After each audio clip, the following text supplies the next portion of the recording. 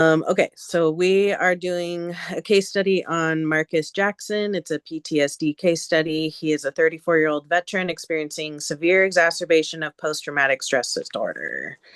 Um, so Marcus completed 4 combat tours in Iraq and Afghanistan. His last tour, an IED explosion killed his best friend and severely injured Marcus, leaving him blind in one eye and with chronic leg pain. Today, Marcus has presented to the clinic. He is sleeping no more than 2 hours per night a week, experiencing vivid nightmares, intrusive flashbacks, hypervigilance, anxiety triggered by loud noises, and social withdrawal. He also states that he should have died instead of his friends, a key indicator of survivor's guilt. His PTSD medications have not been effective, and this is his 4th visit to the VA clinic for the same symptoms within 1 year, and based on the worsening distress and safety concerns, voluntary inpatient admission was recommended. So for his relevant clinical data, he is re-experiencing nightmares and flashbacks. He has hyperarousal, so he startles in response to loud noises, hypervigilance, insomnia. He is isolating and avoiding his family. In regards to his cognition and mood, he has a flat affect and survivor's guilt and a bit of hopelessness. He is cooperative. He does not have an active suicide plan, and he's been sober for a year and a half. His vital signs are stable, though he does have chronic pain, which can worsen his psychological symptoms. So his symptoms are more pointing to a psychological rather than medical underlying issue. Mhm. And then we did the mental statics examination on him, and his thought process and his judgment is intact.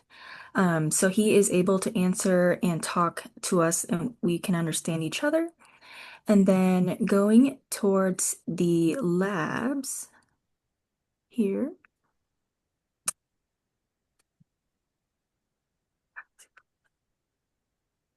Sorry. The labs all are within normal ranges, and then the only elevation was the neutrophils, but this is telling us more not from infection, but from his chronic stress over time. So back to like the physiological aspect. And then for his drug screening, it came back as all negative, so nothing that would rule out, or sorry, nothing that would point towards an overdose or withdrawal symptoms, and also no medication abuse from his lab screening of acetaminophen was 0, and then this word is salicylate, also 0.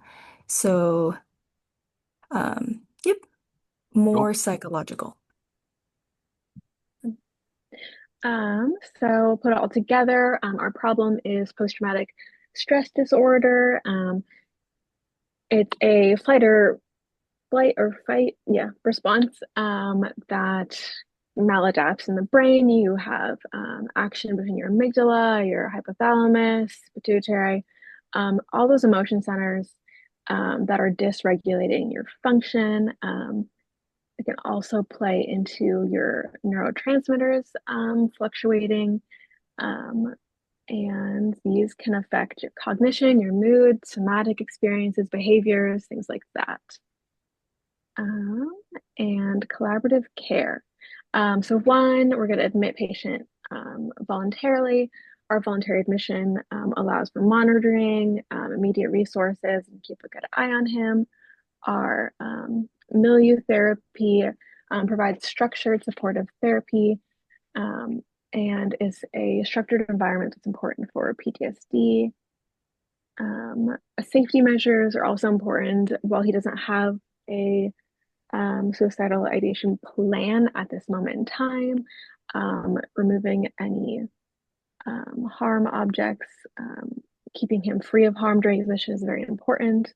Also, vital signs every shift, keeping track of his physiological responses, whether it's deterioration, medical or non-medical medication effects is important to monitor. And then we have 3 medications.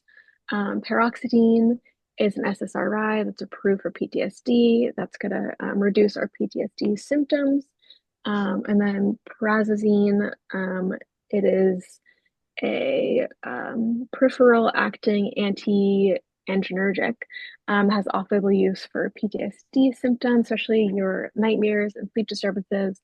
And then we have another one, which is mirtazapine. I pronounce it different every time. Um, TCA, which is off-label for PTSD and sleep disturbances. Sweet. So collaborative care for nursing. The main priorities are going to be lowering the stimulus, so free of things that might trigger him, loud bangs, anything like that. You obviously don't want to put him like next to an elevator or stairs or anything like that that's going to bring higher noises. Sleeping is going to be a huge part for him. He's only been sleeping 2 hours a night. So that's not going to help any of his mental health. It's just going to deteriorate it. So trying to get him to not focus on TV before bed, um, making sure that he's taking his medications on time and monitoring that he is taking them and monitoring his responses to them. And then encouraging group activities is a huge part, because for a lot of veterans, like group areas and large crowds can be triggering to them. Getting him to group therapy will put him with like-minded people that are having some of the same issues as he has and can relate more to him, and it's allowing him to get out into the public and work with other people.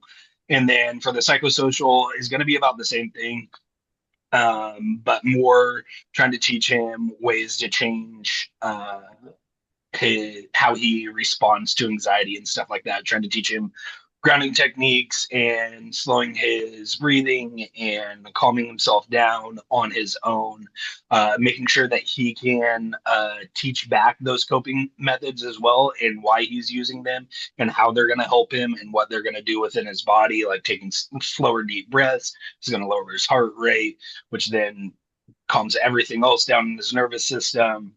Uh, and then that'll allow him to think more clearly of what's going on with him at that time.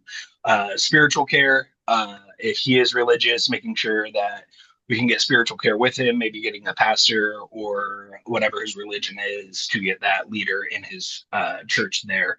And then cultural care at the same time is trying to make sure that you're using the same verbiage or language that he speaks. Veterans tend to have their own language. And so if you're able to increase and talk in his language and the terms that he uses, it's going to promote trust and comfort. And then the last section is education. Patient education is going to be, again, why, when, and how the medication is affecting him and when to take it. Um, Making sure that he knows not to stop any medication abruptly if he's having major side effects, to contact his doctor immediately. Sleeping strategies, how we can help that out. And then giving him provide crisis hotlines that are 24/7, so that way if that does swing towards suicidal ideation, even though he's stating he doesn't have that now, that he knows how to reach out and who to reach out to.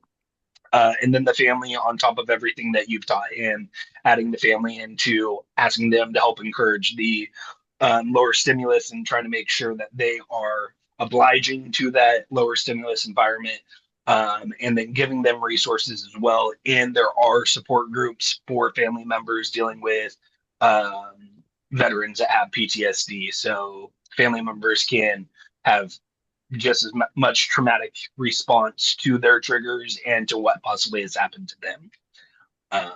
And then at the bottom, we have our references. This time, I for sure recorded. Does anyone have anything else to add? Sounds great, guys. Sounds good. Stop it.